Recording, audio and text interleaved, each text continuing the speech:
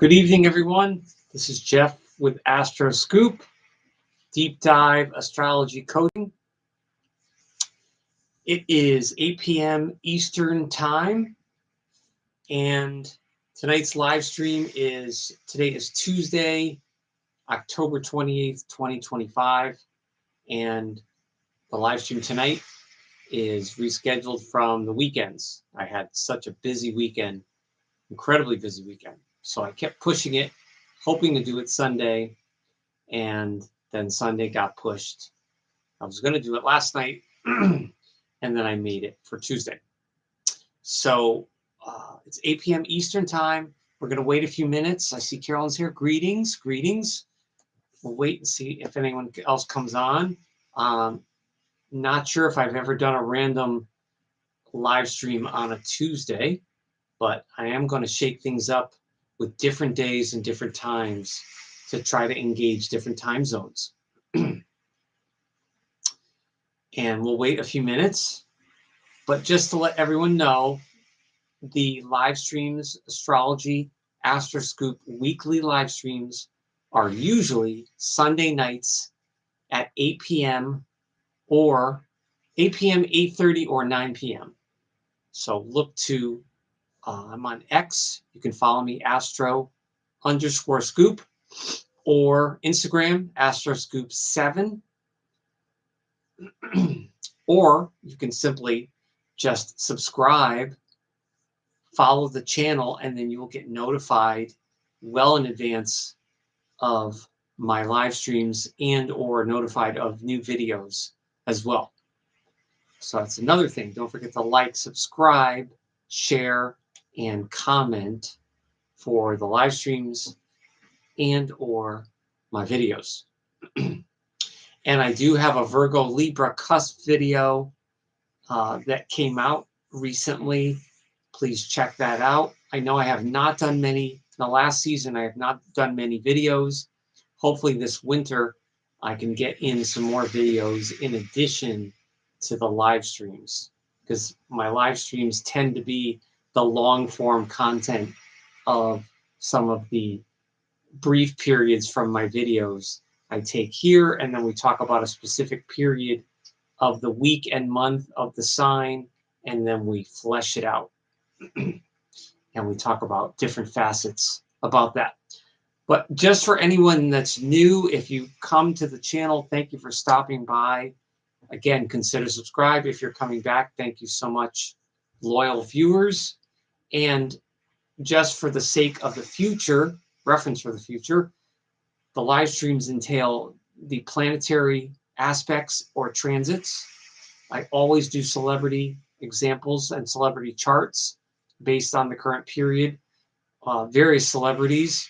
We talk about the mythology and symbolism of the signs so that you understand the signs better, the zodiac signs, Western astrology. And then other things come up as well, and I branch off of there. But basically, it's a little bit of everything. You get a little bit of old school astrology, and you get a little bit of new school astrology, traditional and modern astrology combined in the live streams here when we talk about the signs, the symbols, the planets, the mythology, all that good stuff. So we'll wait a couple minutes. Again, not sure if people got the message that it would be Tuesday, but that's okay because there's always the replay, and a lot of my views come from people. The views come later, weeks later. Usually, people tend to find the sign, and you can find, no matter what sign you are, or if you have a loved one that you want to look up a sign or a video, you can look on Astroscoop, look on my playlists. I have all the playlists there. You can find various themes. So you can pick something that's fun for you, that's interesting.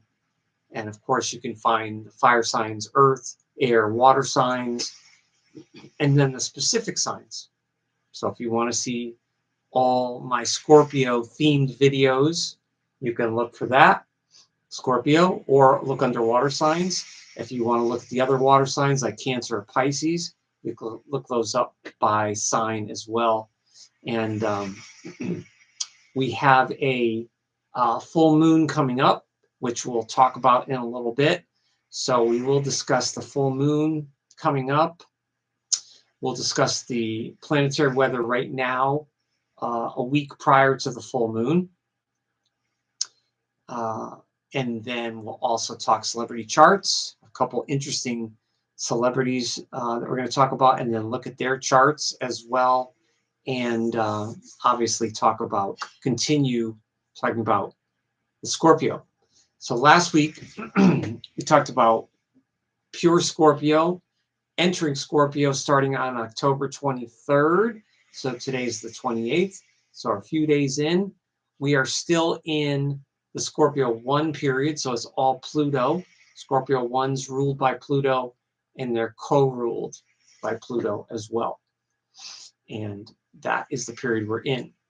So tonight we're going to talk about Scorpio 2, which is November 3rd to the 11th or 12th, depending on the year or degree.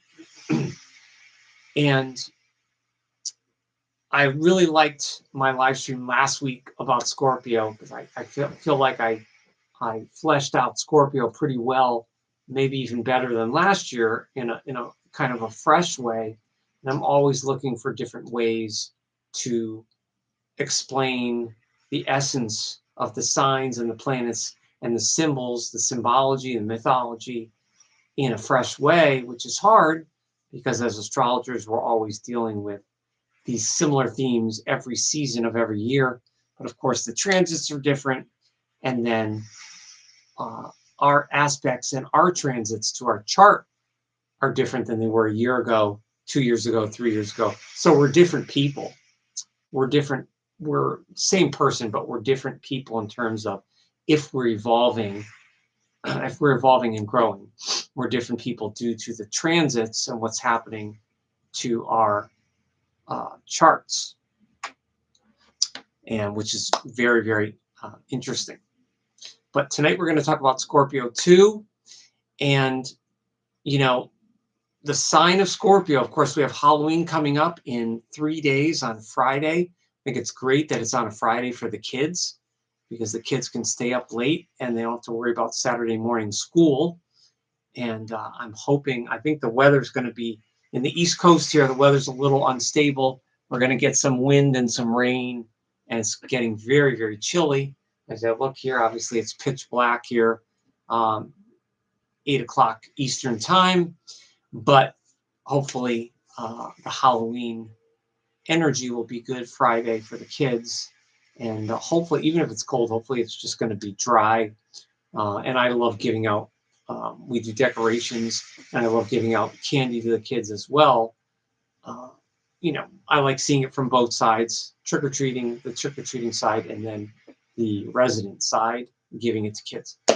So if you want to know the nuts and bolts of like true Scorpio, please check out my live stream from last week, rewatch it.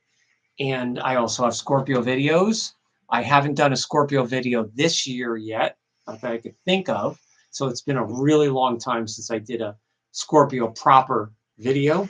I may do one, but of course you're learning most of the stuff that I'm going to talk about, that I would talk about in a video, you get in real time here, because you got Astroscoop, you got Jeff live right here, and you had Jeff live last week. So I want these live streams to be more interactive, more chatty, less of me, less chatty with me, and hopefully more people finding themselves or finding their own people in the chat, and more examples from people that have, chart examples or have questions about the transits. Karen says, good evening, Karen. Karen's got the number two crown there. Those are really nice. And those look, if I'm seeing right, they're different little, maybe one's blue and one's purple, or one's a darker shade of purple. That's interesting. I like what YouTube's doing. This looks really good compared to when I first started doing the live streams. I feel like YouTube, at least from the creator's side, it's looking a lot better than it used to. It's looking neater. It's pleasant. The aesthetic is good. And hopefully it's good for all of you.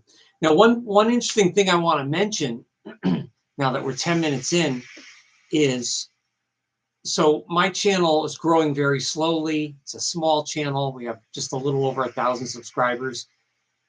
But what's interesting is the majority of most seasons that I've done this channel, it has been male viewers that have kept my channel afloat with views. If it weren't for male viewers consistently, I would probably not even have 500 subscribers. I would be very, very small, and I would have a lot less views. I wouldn't even be in the thousands or tens of thousands of views. But what's interesting is the last almost season, probably 8 to 10 weeks, my core demographic are all female. Close to 100% of my views last 8 to 10 weeks have been all female. So I assume YouTube is taking the stats with this live stream as well, because obviously we have mostly women, mostly females are in the live stream almost every week, which is great, and I appreciate that.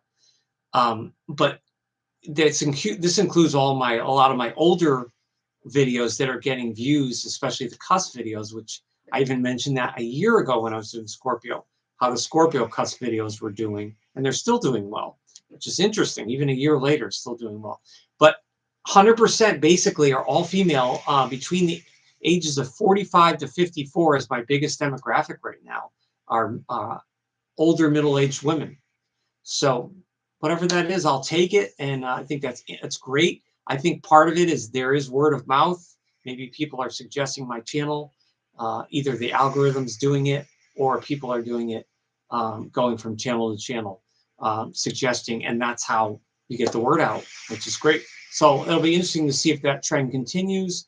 So it used to be the men that are floating my channel, but this fall, late summer into fall, it has been all females. So I thank you. Really appreciate the views.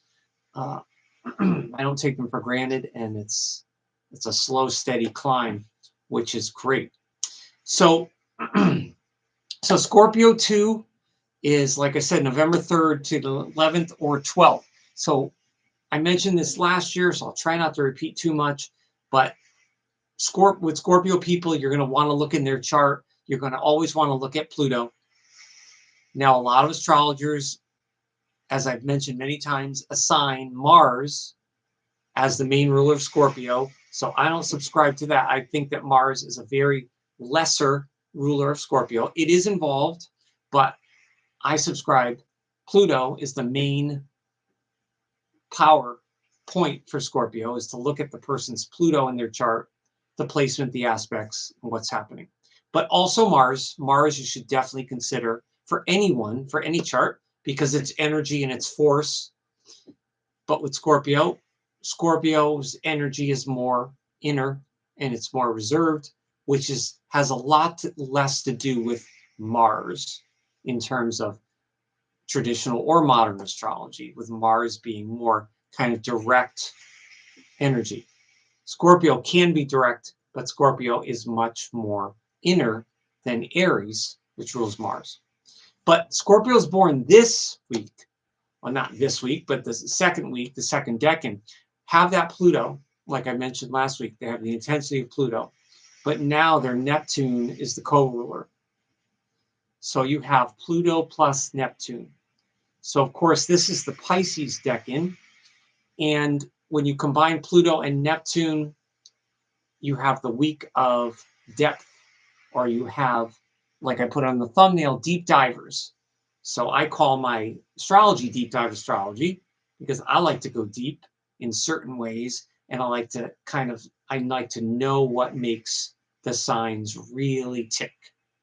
Like not just traditionally or not just on a superficial level, but what really makes signs, what is the motivation of why we use an energy, how we use it, and what do we want to accomplish? What is our motivation?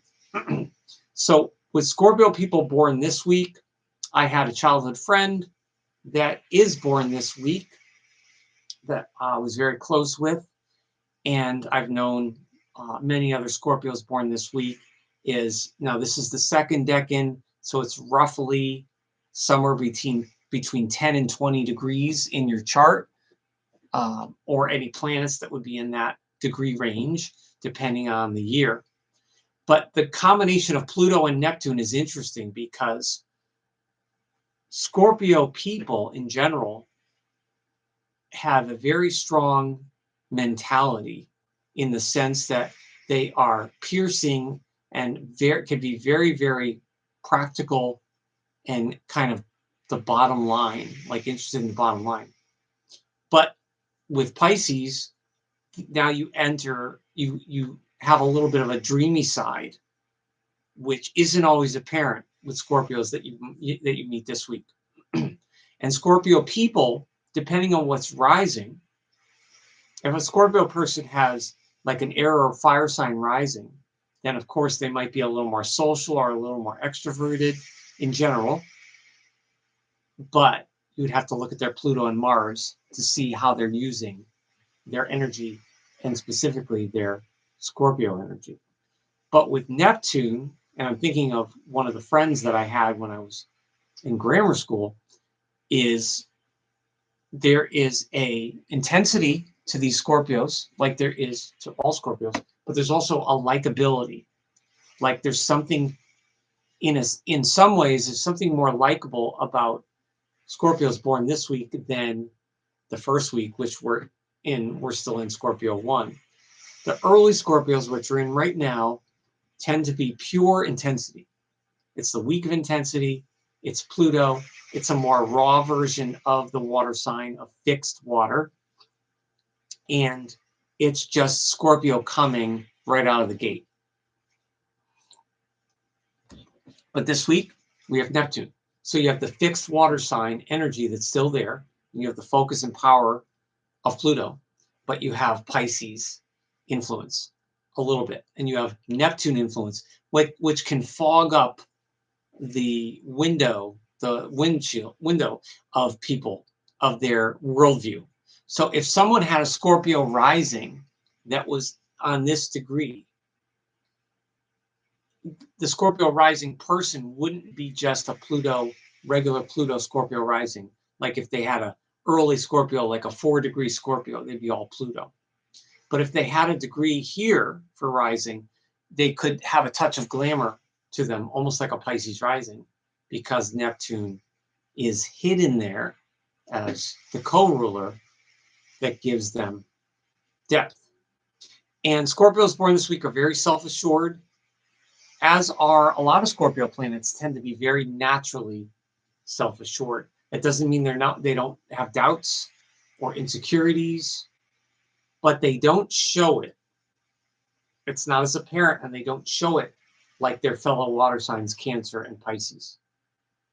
Scorpio, whether a Scorpio planet or person goes out of their way to not show it, or if that's just natural because it's more inner, that depends on the person, and would depend on how well you know that person that is strongly Scorpio. But in general, Scorpio's not going to advertise, obviously, that they're quaking with doubt or insecurity or not feeling confident or anything like that. They're not going to advertise that, even though they may be quaking with doubt. Now, this also goes for 6 months from now. The opposite is Taurus, and this will tie into when we talk about the full moon. Taurus 2, like on May 3rd, that would be a Taurus 2 person, the first week of May. They're also very quintessential fixed personalities, stubborn, focused. And they are also self-assured, and they like to get their plans, bring their plans to fruition.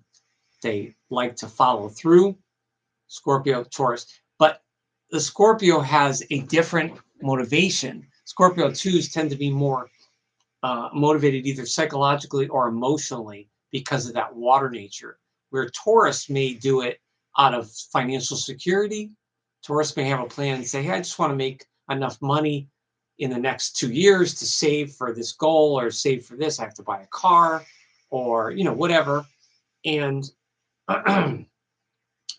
And Taurus might want to just have money for that, be able to accomplish that, and then they're comfortable with it. Whereas Scorpio might want not only the money, but Scorpio would want more emotional satisfaction out of what they're doing. And they're self-assured, but they can retreat easily. This is the really interesting thing about Scorpio people is Scorpio people, I mentioned last week, don't look for trouble in general. I don't think Scorpio gets such a bad rap. And we had a gentleman last week that said that he mentioned that when he hears about Scorpio characteristics from astrologers around the world, that very often it's not very good. So I'm glad he said that, because I talked last week about it. There's so much that goes into whether a Scorpio person is vengeful or not, right?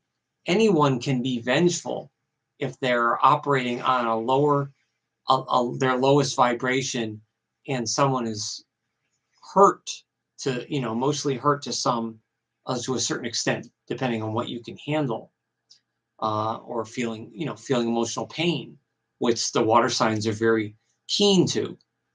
But Scorpio 2s will often retreat when feeling pressured, even though they can handle a lot. They really can. They can handle a heck of a lot of responsibility.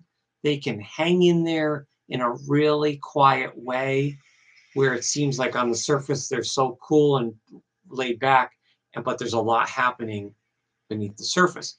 But they will retreat, and sometimes they retreat in not such a positive way. They could retreat through fantasy, drugs, alcohol, things like that, or just generally hang out with a crowd that's not very positive. Because Scorpios always have a dark side, but Scorpio can be maybe more in touch with their dark side than maybe other signs, sort of thing. So they have to be careful not to retreat from the world, because Scorpios don't always want to be vocal in that way. So let's look quickly. Now we're talking about Scorpio. Let's look at the planets and see what it looks like for Scorpio people. All right. Okay. So here's October 28th, 2025. This is 8 p.m., which was 20 minutes ago. This is New York Eastern time. And here we are at 5 of Scorpio. So this is, even though we're talking about Scorpio 2, this is perfectly starting Scorpio 1 energy. And it's right off the cusp. So this is no longer cusp energy. There's no more Virgo anymore.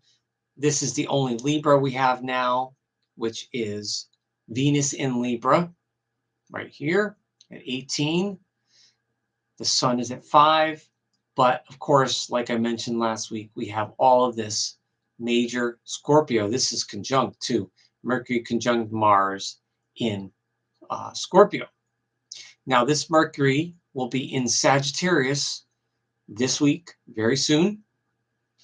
And I think, unless it's going retrograde, I forgot to write that down. I'll have to take a look at that. The Mars is very, very late. So this is becoming cusp energy with Sagittarius. So that is important, because last week I mentioned how the universe has there have been many charts we've looked at this year in the live streams where there hasn't been a lot of fire. And I mentioned that for some reason, the universe doesn't want a lot of fire right now in the cosmic sky, right? So a baby being born right now in New York City, he or she has Aries intercepted. It's hidden Aries energy here in the 11th. Not very strong. Of course, this is all retrograde back to Pisces. Here's the Sag. No Sag yet, though. This is coming up on Sag, though. So we're going to start feeling some Sag energy. And of course, we have Leo here on the 4th of the home, the house of the home, roots. But of course, no major Leo energy. No major Aries, no major Sag yet. Mercury will be in Sag soon, and then Mars. And then, of course, next month, Sun will go into Sag. But it's interesting that we've had like so little fire sign energy for the cosmic weather. And, you know, in any chart that I look at, an event chart, a natal chart, a country's chart, a city's chart, you know, if there's a, you know, an execution, a famous murder or something, you know, whatever it is, I'm always going to look at where is the weak, like what's the weak spot, what's missing, not always what's smack dab and what's obvious. And when charts lack fire, doesn't necessarily mean it's bad, but the energy, it takes a lot more impetus for that chart, that person or that event, that situation to take an active role in life, to be an active participant in life. And you know, and basically means like outside of your house, you know. Of course, a lot of people work from home now, you know, post COVID.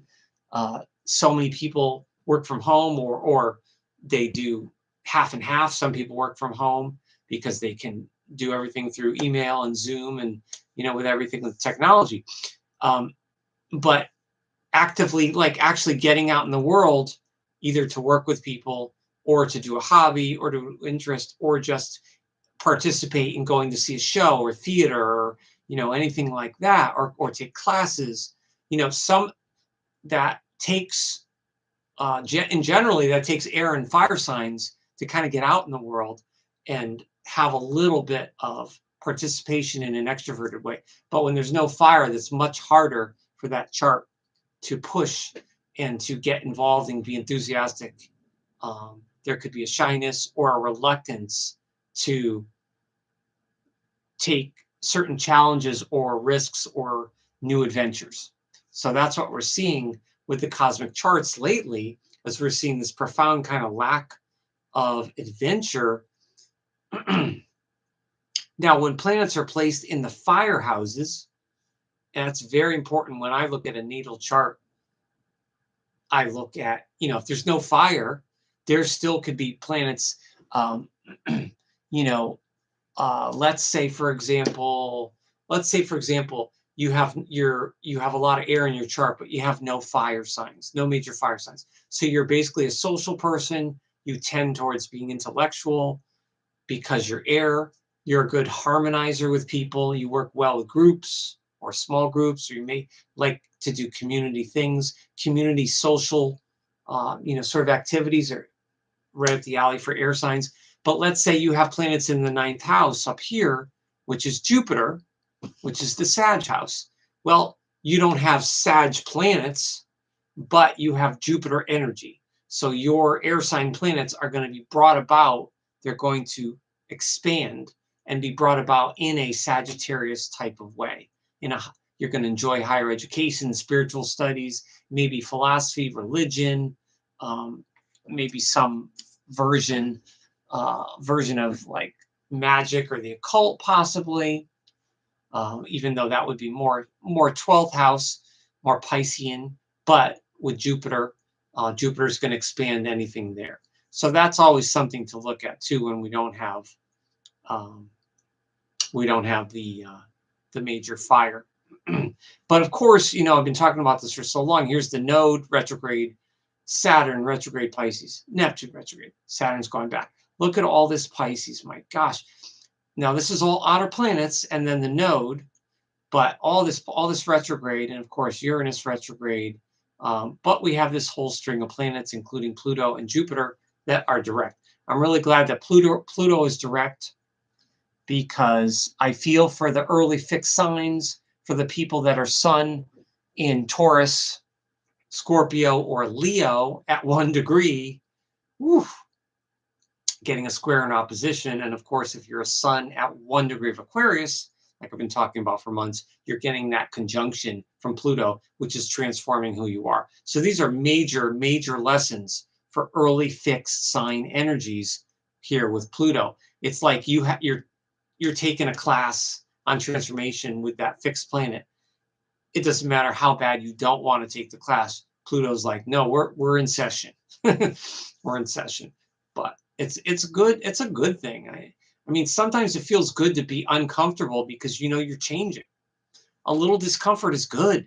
A lot of people are so like don't allow themselves any bit of discomfort. It's like your body's way of, it's like when you get the flu and you get the chills, right? That's your body's way of cleaning itself out. It's cleaning the pipes. It's doing its Pluto thing. It's a good thing.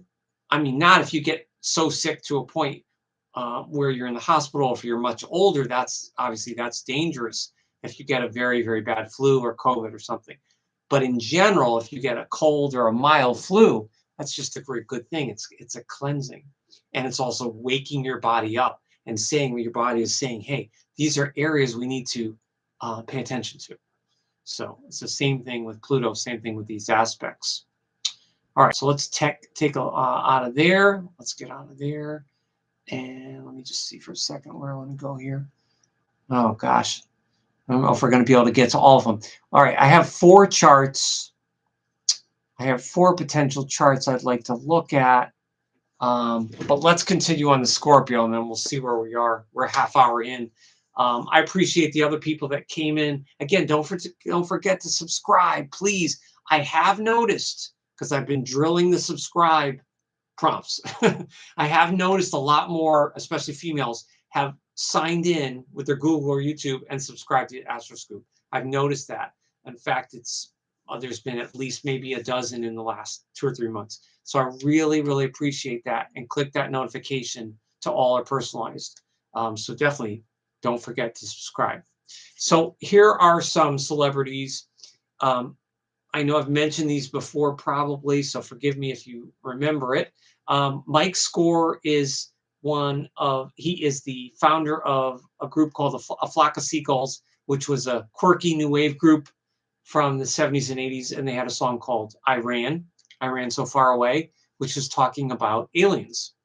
And I've seen him in concert before, and when he does this song, he's a keyboardist, so he does all these sounds on the keyboard, and he does seagulls, he does sampling, he does samples of seagull sounds, obviously synthetically on the synthesizer, but they sound so amazing. And he puts the lights low, and he has these like purple lights. That's the Neptune and the Scorpio. It's very glamorous and mysterious, beautiful. But he says, when he does the song, he'll say, let's see if there's any aliens that will talk with us. He says it in kind of like a half serious way and half joking, but I think he's a quirky guy, and he's a Scorpio, so I think he's into it. Now, one of his buddies from England, Frank Maudsley, he is the other co-founder of the group. Imagine that, 2 Scorpios founding A Flock of Seagulls, and their music has a lot of dark chords in it. So it has a lot of minor chords in music. That's on the darker. Some of it's upbeat, but it also has this like air of mystery and darkness to it. So really, really interesting. Adam Ant is another Scorpio British musician who also very, very quirky, very much unique. And here's another interesting thing about Scorpio people, especially the men, is even though Scorpio is not a dual sign, you have multiple symbols, right? You have the scorpion, which is kind of the lowest. You have the eagle. You have eagle or any kind of predatory type birds, or very magnificent birds. And then you have the phoenix rising. So there's a lot of really good symbology there. So for the men, it's interesting when you look at Scorpio men, there's something in their face or their hair that is somewhat dramatic, even though they may not act dramatic, if that makes any sense. It's hard to explain, but they're not at all dramatic like a Leo would be. But there's a very subtle physical. Mike had the like coiffured hair, and he was a hairdresser, and Adam Ant had makeup and had kind of this medieval, kind of almost Native American kind of look. which is interesting about him. Steven Wilson is another. He's a progressive rock music producer, and he's physically another Scorpio man that kind of has these feminine and masculine traits physically with his hair and his face, and is incredibly creative. He takes albums and remixes them, classic albums, and gives them kind of new life, like the Phoenix kind of gives them new life. But what's interesting is a lot of these older Scorpios, and I would guess if I looked at their Saturns or their Uranus or Neptune, there's some kind of major aspect or alignment that's kind of bringing them back. So I mentioned the wild cards every time. The Aries 2 person, which would be April 3rd, April 4th, April 5th, April 6th, that week, that would be an inconjunct to Scorpios. So Scorpio and Aries, the inconjunct can be really, really good and really have a good, healthy competition, very kind of loyal and stand up for each other, or it could just be combustion and kind of fighting. So the Aries Scorpio is a true wild card in terms of compatibility. And if it's two females or two males, that could get very competitive unless they're really on the same team for a hobby, interest, or a cause. If you had a Scorpio 2 and an Aries 2 that shared the same cause, they could certainly support each other and put a lot of inspiration and get a lot done together. But it's definitely challenging. That could be positive or negative, and it's good. That's good for friendship if it's a healthy, challenging, supportive kind of relationship. The other wild card, like I mentioned last week too, is Gemini 2. So June 3rd, June 4th, June 5th, that week is inconjunct to the Scorpio 2, which is coming up. So Gemini and Scorpio, that's also like Aries. That's kind of a flip. But what's interesting with Gemini and Scorpio is they're so different. Gemini can be so light and Scorpio can be so serious that they can repel each other, but they're also fascinated by each other. Gemini loves the mysterious or the mystique of Scorpio because Geminis may have a kind of hidden dark side that they don't express. They're really curious and interesting.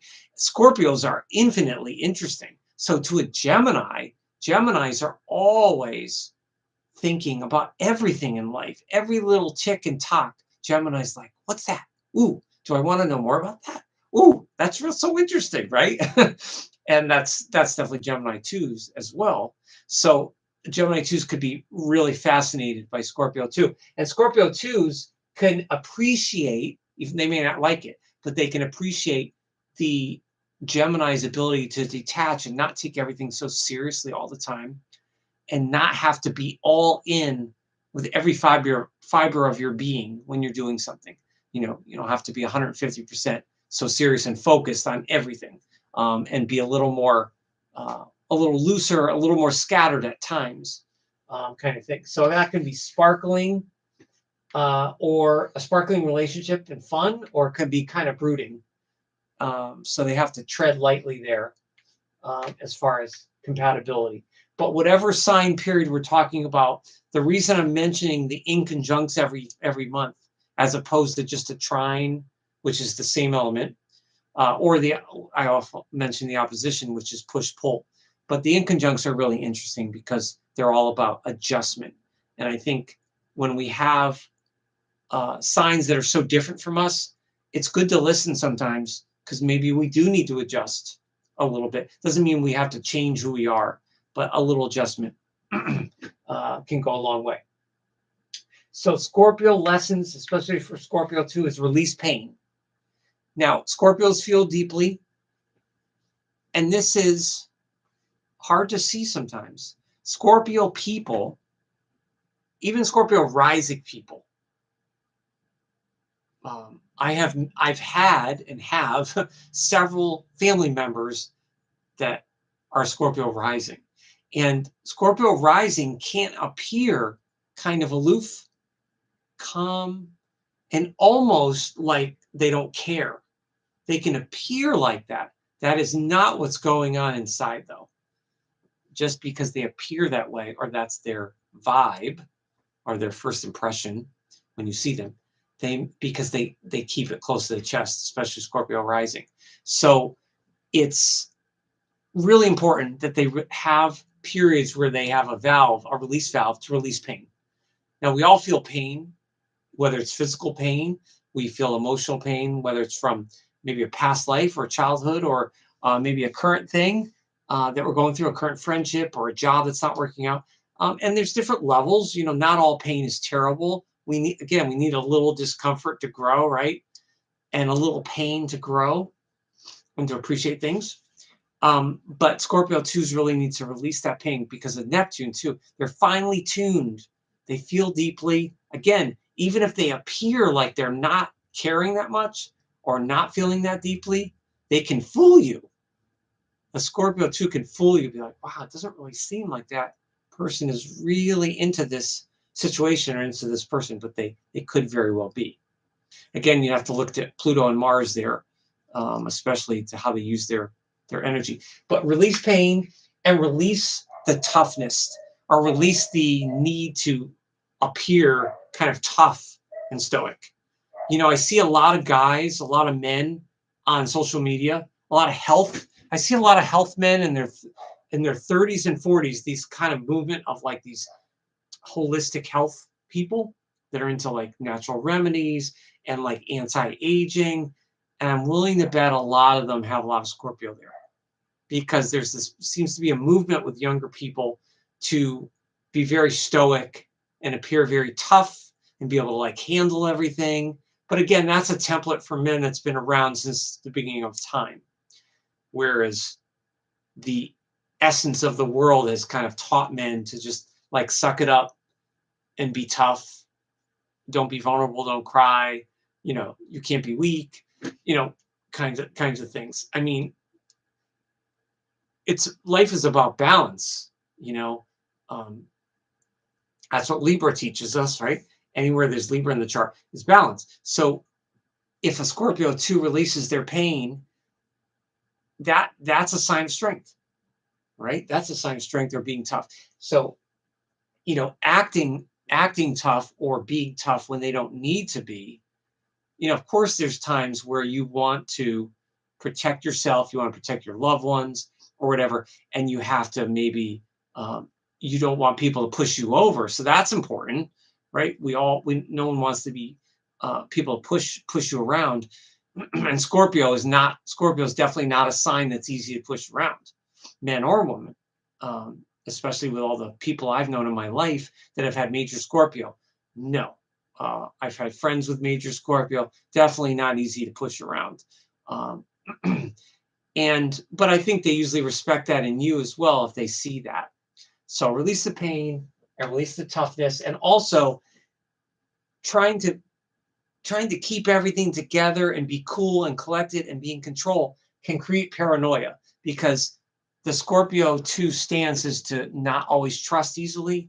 So all of that recipe can be like, oh, they could be a little paranoid with people or people's motives. So I would suggest a Scorpio this is a time to like just let things breathe a little bit before you're overly judging something as not being able to trust a situation or someone until it gives you a reason to, you know, sort of thing. That's always a good lesson for Scorpio that I mention every year, and that's for all the decans. Joni Mitchell, the folk songstress, I think she's one of the best, most pure, cleanest singers ever in the world. I really like a lot of her music. Of course, I'm young. My generation is a little young for her, but I really appreciate her water. I mean, she has a song called Little Green. Oh my gosh, that song is so poignant. It's just like if you listen to it with headphones and you hear the subtlety and the nuance. That's the beauty of Scorpio too. Is Scorpios are masters of subtlety. So Scorpio energy can really put the subtle feeling in very, very small movements in music, or in a passage, maybe in a novel you're reading, or in art that you're looking at, or maybe in acting in a movie, sort of thing. Ennio, I'm not sure how to pronounce it, Morricone.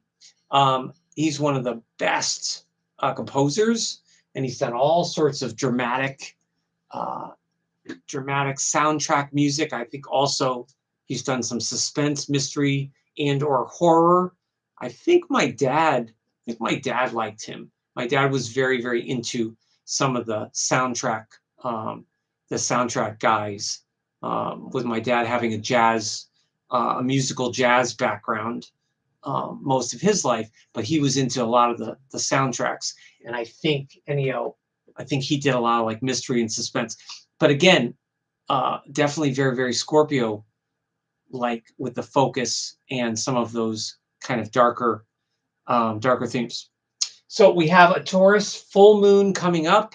Obviously, there's a full moon every month, and the full moon sign is always opposite what the sun sign period that we're talking about. So this is going to be a Taurus 2 opposite the full moon. So let's take a quick look at that chart. I know we looked at the new moon last week. I can't remember if we looked at this really quick. Okay, let's see. All right.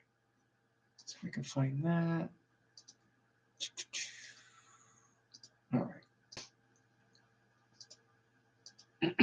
All right, so here's the full moon next week, November 5th, 2025, 8:19 a.m. New York. My next week will be at 13 degrees of Scorpio, which is basically almost smack dab in the middle of Scorpio, opposing this moon at 13 of Taurus, which I mentioned here. And this is also Taurus second decan energy, right in smack dab of Taurus. Now, in the spring, we had the Taurus sun with the Scorpio full moon.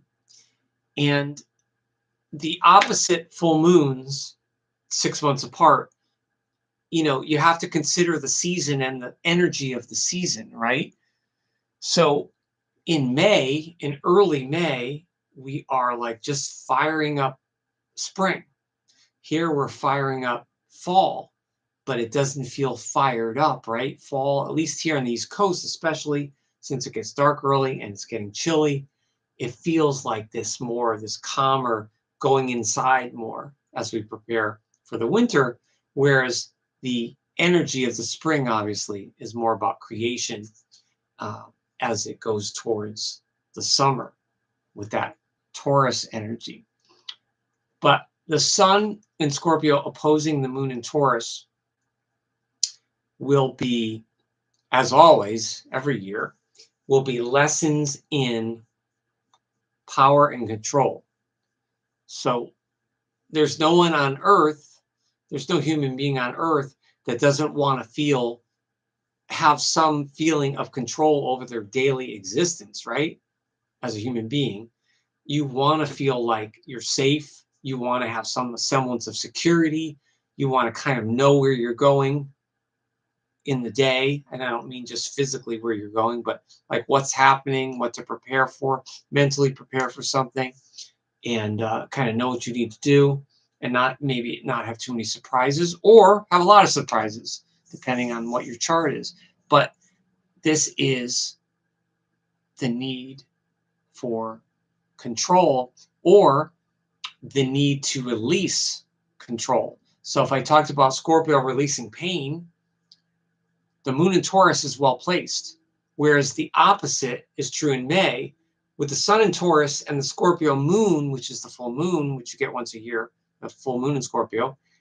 Scorpio is not gentle, it's not natural in the moon. Doesn't mean it's bad, it's just not placed in a soft, gentle way.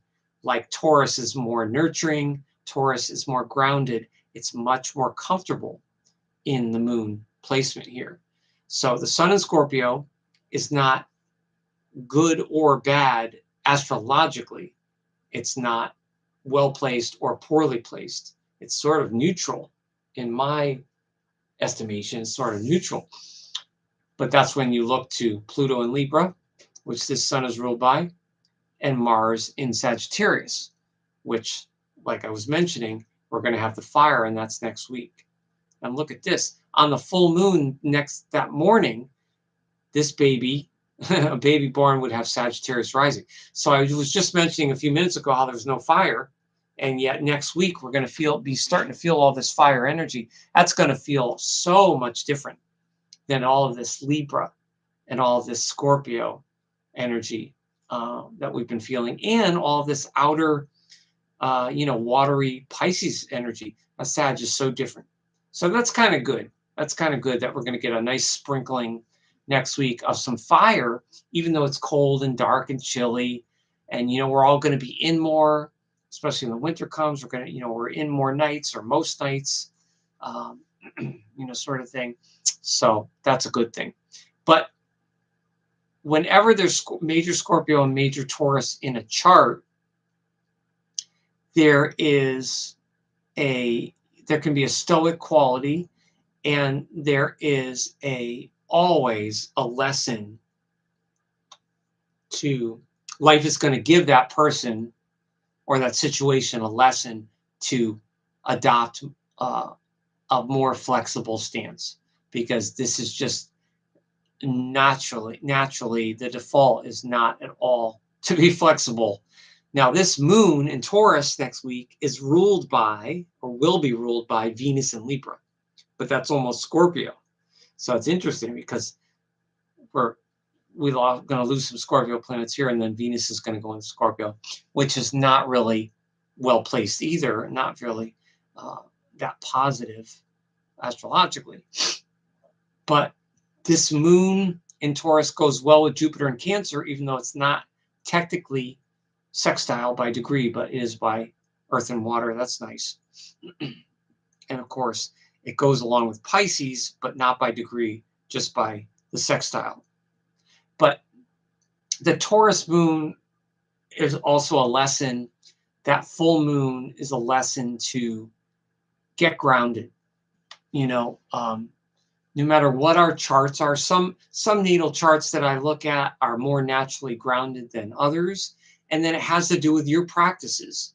What do you do on a daily basis, physically, mentally, emotionally? What are your hobbies? What do you read? All these things contribute to how grounded we are or how grounded we aren't. So it's not just the energies in our chart. Obviously, if you have, let's say, a lot of air signs in your chart, but you don't have much earth, you're not naturally going to be grounded. You may have to work harder at it. It doesn't mean you're not a grounded person, but it may not come naturally to you to maybe be kind of grounded and sensible, and maybe a little more careful with how you use your energy. The moon in Taurus is like a Mother Earth kind of full moon. It's good for self-care. It's good for doing anything like yoga, Pilates, any of the kind of gentler kind of martial arts, Tai Chi, that sort of thing. But obviously something a little more Venusian rather than Mars, not like Aries. But Taurus is physical. Taurus is a physical sign, a sensual sign. So I love the moon in Taurus. I really like that. I like that in an event chart, like the cosmic weather is going to have next week, and I like it in a natal chart. In person, obviously, there's always a danger of being too stubborn, person being too fixed in their ways, because the moon is habits. But generally, the moon in Taurus is that can really offset a lot of like strife or poor placements or stressful alignments that someone might have in their natal chart if they have a positive moon in Taurus that has a nice aspect or alignment. That's really, really a nice thing. And then let's see, there's no Virgo and there's no Capricorn. When I say no, it's always there in the cosmic weather on a house cusp, but there's no planetary energy to make it be a focal point. It's not on stage. so to speak. The moon on the 5th, the moon in Taurus that's one of the main characters, it's on stage. And of course, this sun in Scorpio. So interesting. So we've got the water, the earth, and then we're going to have this fire. And then as you can see, it's very low on air. Uranus in Gemini, Pluto in Aquarius, and this Venus in Libra, which is going to be basically gone. And that's almost Scorpio. So that is interesting. But that looks nice. I'm really glad there's going to be a little bit of fire sun, because I've felt like it's nice, but I've also felt lately things have been like a little quiet, and sometimes a little too quiet. And I'm one of those people that I like both. I like balance of stimulation. I don't like things to be too quiet, but I don't like my life to be too hectic and loud either. So it's a delicate for people that are sensitive, or you're an empath or anything like that. It's a very delicate balance in life of how you and life isn't like that. Like some days are kind of maybe a little more boring or quiet, and some days are a little more hectic or chaotic kind of thing. So try to find that balance. But I also wanted to mention that November 9th, we're going to have the Mercury is going to go retrograde. So that's right after the full moon. So after that full moon in Taurus, we'll go into Gemini. It will wane and it'll go into Gemini, which will still be the full moon period. And then it'll go into Cancer, and Mercury will stop in its tracks, retrograde at 2:02 p.m. on the 9th. So that's 6. I think that's a week from Saturday. Where's that? No, a week from Sunday, because Halloween is Friday. The 1st is Saturday. So it'll be so it'll be the following weekend. So I'll probably be talking about that on that live stream. Not sure, since I'm doing the live stream tonight, I'm not sure when I'm going to do it this weekend, because I know it's Tuesday here. So I'm not sure if I will push that again into a weekday, which I normally don't do, and then do another one the weekend of the Mercury retrograde, which I definitely want to talk about. But a couple other celebrities before we get to another chart. And I see it's almost 9, so I'm probably not going to have time to look at the other charts I wanted to, but we'll at least look at one. But we have Lou Ferrigno. Now, my son loves the Hulk, and he loves the mythology of the Hulk. And I used to watch the Hulk series, the TV series, when I was a small kid. And it was Bruce Banner was played by Bill Bixby, who was kind of a classic TV actor. And that was a different role for Bill, as this kind of clean-cut, skinny kind of guy. But it was interesting to see this mild-mannered, kind of intellectual, quiet, shy, self-effacing person, which Bill played. And then when he was pushed and prodded, he would turn into the Hulk, who was Lou Ferrigno. So it's interesting that Lou Ferrigno, in real life, obviously, is a Scorpio, and the mythology of him. And Lou is like an Arnold Schwarzenegger type. He's incredibly, but there's something very sweet about Lou. And I know I think he has a disability. I think he's deaf or something, but he had problems growing up, and he was bullied. He was bullied growing up, and that was part of the reason why he started to weight train, so that he could just not be bullied by people. So he would be strong enough to be able to push someone back or just stand his ground. But it's interesting that he played the Hulk, that mythology of that type of creature, which is very much a Pluto kind of, or Mars kind of creature. But at its heart, in the core of the Hulk, really is a sensitive creature, a sensitive being that may have been misunderstood or hurt, and that was releasing the pain through anger or destruction kind of thing, which is Pluto. So Lou Ferrigno, awesome. Sally Field, she is great. She's one of the few, I think, Scorpio actresses that's really, really perfect for this Scorpio 2 period. I mean, Sally she was Gidget. And of course, she was so young and so clean cut and so pretty and had that smile. Libra rising as well. So Scorpio and Libra is a nice combo.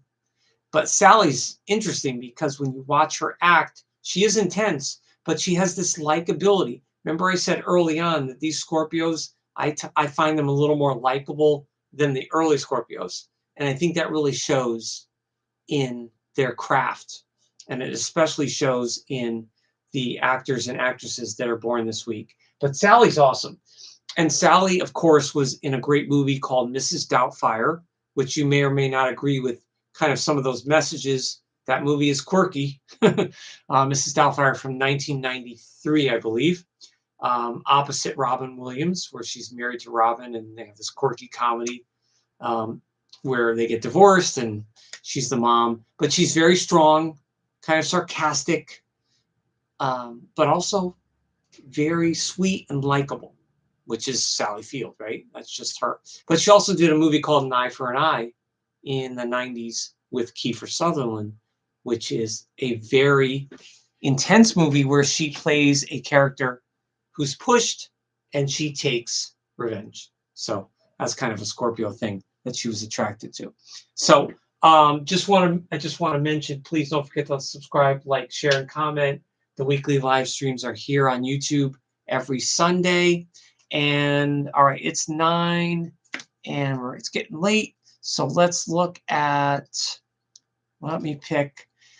All right, so I have 3 other charts here. I was going to surprise you with let's go with, all right, let's go with this gentleman. We're going to look at the Karate Kid himself, Mr. Ralph Macchio. Okay, so I had Sally's chart up there, but since we mentioned Sally, I don't have time to look at her chart. Maybe we'll look at her another day. I wanted to. So Ralph has his birthday coming up on November 4th next week, right before the full moon. And Ralph is going to be 64. I mean, I can't think of any actor or actress that's over 60 that looks as youthful as Ralph. And Ralph's always looked that youthful. When he was in the Karate Kid movies, he was older than some of the other actors. And yet he was playing Daniel, where it was this essence that he was the younger, more naive person, right? Having to learn about karate and the wisdom and philosophy from Pat Morita in the Karate Kid movies. And of course, he did his role in Cobra Kai a few years ago, which is a really good series as well. So let's look at Ralph Macchio. Now, of course, without the Karate Kid, Ralph has done other work and other movies, but I don't know if he'd be as well known.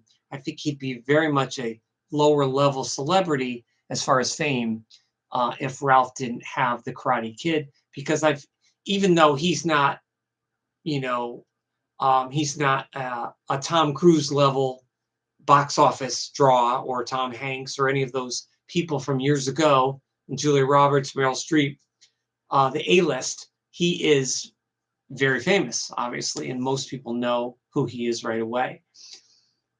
So Ralph's sun sits at 12 degrees. Now that year in 61, Pluto, all the 61 people have Pluto in Virgo, direct. So his sun and any Scorpio person born that month was ruled by Pluto in Virgo. And if you want to consider his Mars as well, Mars in Scorpio. Now, Ralph is a very interesting person to watch. I think he's very underrated, especially when you watch him in the Cobra Kai series, which is kind of like a teen. It's all about teens doing karate and teen drama. So I think his acting and some of the other adult actors don't get the accolades they should because it's that teen kind of series and vibe, and it's not always taken that seriously. But I think he does a really, really good job. He toes the line of being like likable and serious and likable and funny. But he is serious, he is sarcastic, and he can be very intense. And he's a very skinny guy. He's not much physically, but that doesn't matter because Scorpio really, the power really isn't physical anyways. With Scorpio people, their power is in their face and it's in, of course, it's in their eyes. Scorpio people, it's always in the eyes. Now, I don't know what Ralph has rising. He's born in Long Island. He's from Long Island, lives there. And I just put 12 p.m. Eastern time for November that year. So I can't find a reliable birth time for Ralph. I would really love to know his chart and his rising. So I can only go by his planets. I don't know that this is his chart. But he has Sun and Neptune in Scorpio. Now look how close these are. Super close, which means a conjunction. So Ralph is and was destined to be an alluring, likable, glamorous actor.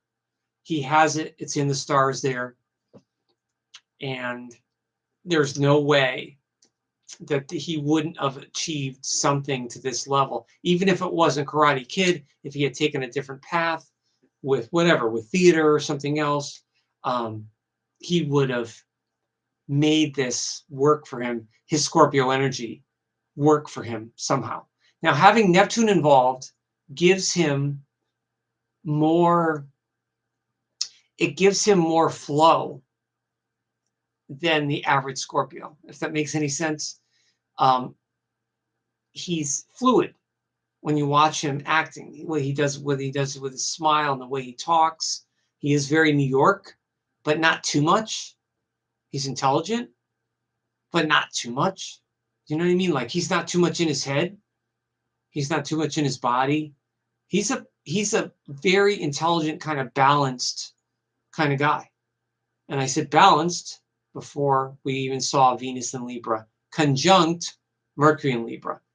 He's incredibly pleasing and incredibly pleasant, charming, and he knows what to say and how to say it. So I would guess that he's really, really good. He really knows how to work with others, even though he's a very intense guy. He's not rebellious. There's a difference between being intense and rebellious. You know, I'm trying to think of another actor, someone that might be difficult to work with, like Sean Penn, for example. You know, Sean Penn strikes me as someone that's also intense and focused, but probably a little more rebellious than someone like Ralph. So having all that Libra there gives him a lot of pleasing qualities and intelligent qualities to balance out all this water. Now he also has Mars in Scorpio. These are all direct, by the way. He didn't have any retrograde personal planets. So he has a free flowing ability to express his energy. He wasn't held back, or he wasn't holding himself. The only thing that would hold himself back would be him. So anytime opportunities presented themselves, he was focused, he was pleasant and agreeable. He has enough charm, obviously, in his acting to pull things off and to be believable. And this Mars in Scorpio, we've talked about this before, he is very, very much single-minded and focused about his goals. And I would imagine he's very good, very focused with rehearsals. Now, when he plays his role in Cobra Kai, he's playing a dad, and he's also playing opposite the other main character, Johnny, who's played by William Zabka. And William Zabka is a Libra Scorpio. I think I mentioned him a couple weeks ago. So he's also a very intense guy. He's more fiery than Ralph is. He's more fiery in a more direct way. But they're both very intense. And with this Mars and Scorpio, ruled again by Pluto and Virgo, very strong work ethic.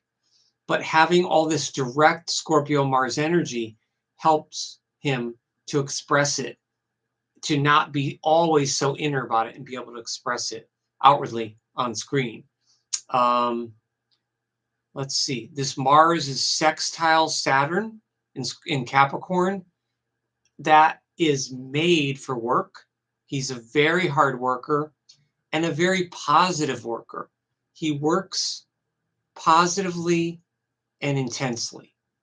So if he gets along with people, he has no problem achieving whatever he wants to achieve, especially with it touching a planet in Capricorn. Let's see. It's also sextile the moon. This moon's in Virgo, which is hardworking. It's also in Libra. So also pretty good. Let's see. So this is interesting. So with all this intensity, this is what I was talking about with the cosmic chart. So Ralph has all the Scorpio and Libra and a touch of Virgo. No Aries. He has Aries on the 3rd, which is his communication. He has Leo. Well, wait a minute. I'm sorry. I don't know that this is his house cusp. So I don't know if he has any fire rising, and I don't actually know where his house cusps are. But he doesn't have fire planets. That's what I meant to say. He has this node in Leo, but it's retrograde. And no planets in Aries and no major planets, just this asteroid in Sag.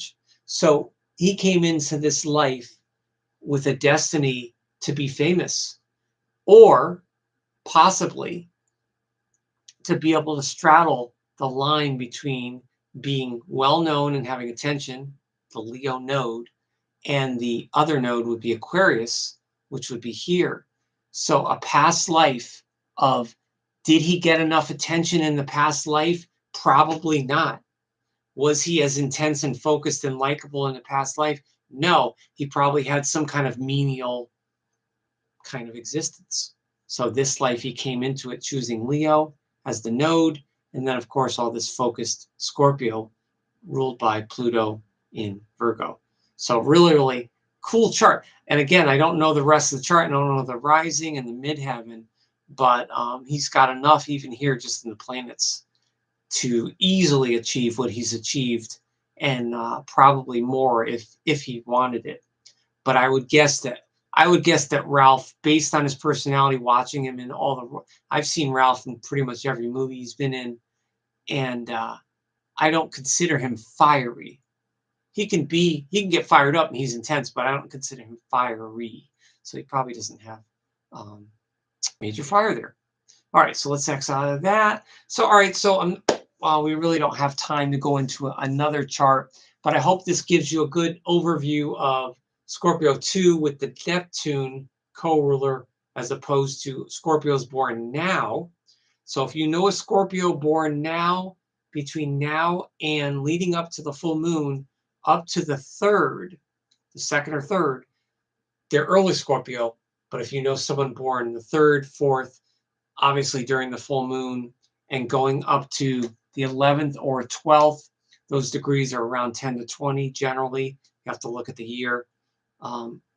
That is Scorpio 2, which is Pluto plus Neptune, which are really interesting, more alluring, and more, I think, just more likable Scorpios. But Neptune's not always positive. Obviously, anywhere Neptune touches, because it's Piscean influence, can get foggy, and there's also can be a loss of accountability and escape through drugs, alcohol, or dark situations, dark friends, dark habits, that sort of thing.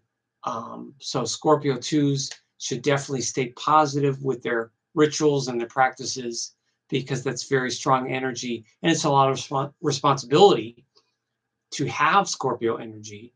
I often wonder, like, if you believe in past lives, if you believe, like, when were all of us Scorpios? Because we probably were at some point.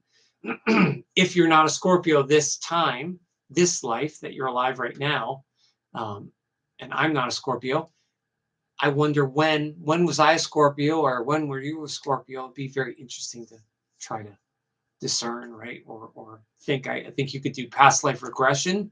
There are regression people that do that, and that can maybe give you some insight.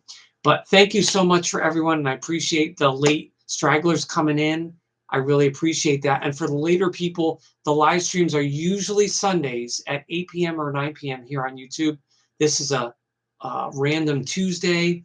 Carolyn says, great talk. Thank you. You're welcome. And happy birthday to all Scorpio people. Live streams are on Sundays. So remember, if you know anybody coming up in the next week, really, really important for especially the Scorpio and the Taurus planets to tune into this full moon on the 5th. And if I can, I'm not sure, look to look to my live stream. Most likely will probably be this Sunday, and I may try to fit in a short live stream for the full moon, but we'll see. But thank you so much for hanging in there, and thank you to all the females out there that are keeping this channel afloat.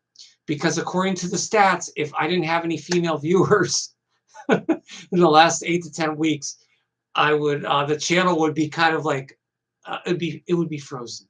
So thank you, I appreciate it. All right, everyone, have a happy Tuesday night. Have a good week, and I will see you soon. Stay safe.